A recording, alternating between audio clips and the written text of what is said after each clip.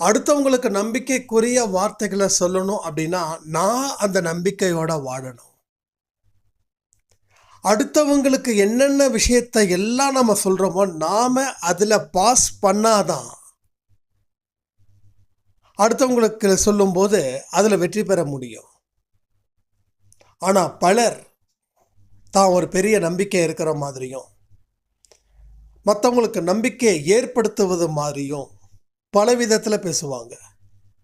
ஆனால் பேசுகிறவங்களுக்கு ஒரு சின்ன பிரச்சனை அப்படின்னா தாங்கிக்கவே முடியாது. அப்போ நம்ம வாழ்க்கையில் ஒரு பொருளை வாங்குகிறோம், ஒரு பொருளை விற்கிறோம் அப்படின்னா அந்த பொருளுடைய ஒட்டுமொத்த அறிவையும் நம்ம பெற்றால் மட்டுமே அந்த பொருளை விற்க முடியும். அப்போ அந்த பொருளை பயன்படுத்தினா தான் தெரியும்.